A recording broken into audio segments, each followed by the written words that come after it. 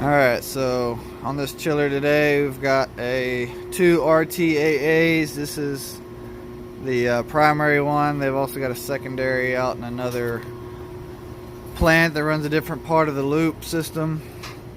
We've also got this boiler we'll be going through. So we're currently trying to get the building going so that we could transition.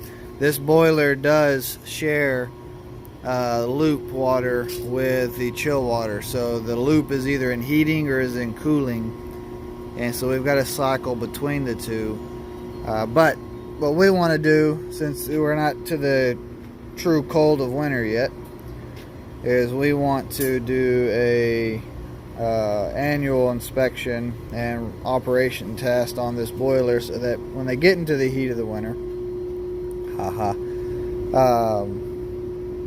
you know, we can verify that it's not going to have any problems, everything's doing what it's supposed to do, so forth, yada yada. Anyway, so we got this, we got a bunch of air handlers upstairs we'll be getting to as well.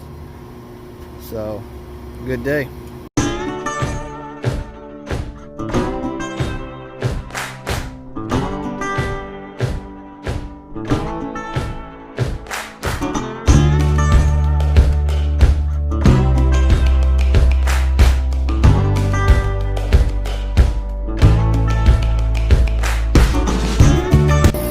Alright, so got this boiler apart.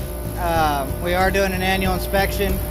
You can see a lot of buildup. This is why we do annuals.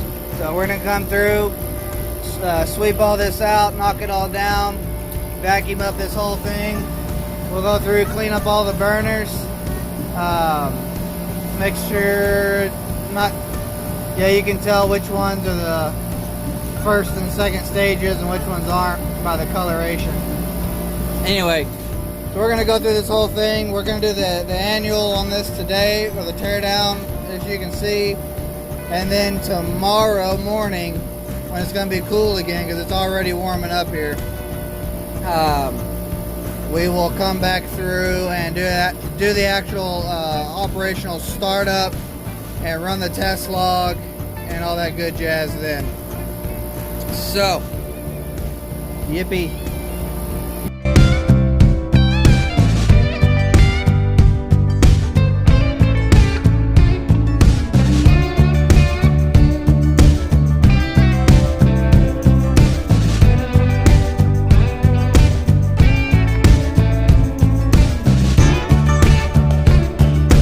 Alright, so that is cleaning on the boiler. Yeah, I'm sure there's much deeper cleanings. We don't always go that deep. We do have a brush machine for the tubes on the burner assemblies for the larger ones, but for these smaller ones, you know, we've got such a small winter load. We don't invest that much time, you know, at least at this point, you know, given the training and everything that we do have. But I will say that turned out really nice as far as I'm concerned. And all you actual boiler techs that do this for a living more months than I do out of the year, y'all have permission to laugh, joke, snicker, and make fun. I don't mind. I can take it. I'm a big boy. Bring it on. Alright, so I do want to point this out. This is a very common mistake in our area. The trap is on that straight run of pipe. That is just by far wrong. So that trap needs to be, you know, somewhere where we actually make a turn or a 90, just somewhere up in here, or create a turn, just something. Because what this does is everything that's in there just keeps going right on through. You want to catch this at a turn, because what that does is that gas hits a solid wall and has to divert.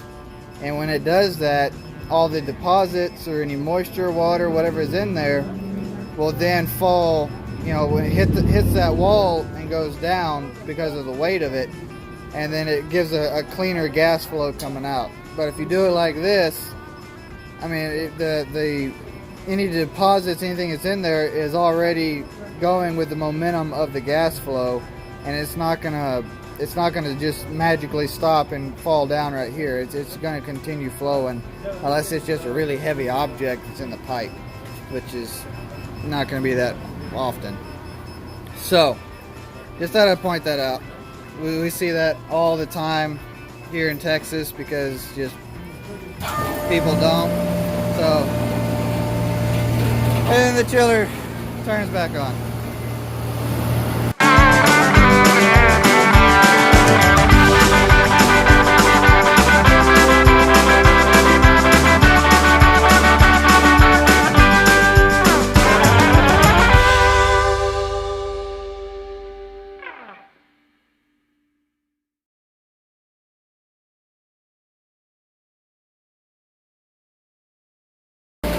Alright, so that was that boiler. We still got 2 chillers to do. Like I said, we're going to turn the boiler on tomorrow morning.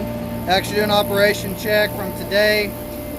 And we've still got several air handlers and the pumps to take care of. Plenty to do here. We're going to be here the rest of the day. So I'll cut it off on that. Got to get some work done. But hopefully that boiler is kind of fun to watch if you hadn't got to see that before. Again, if you're from the up north, you know, I know it's a lot, y'all deal with a lot bigger stuff than we do on the boiler side. I'm not going to pretend to be an expert on it, but I do know enough to do what I need to down here. So appreciate it, guys. We'll catch you on the next one.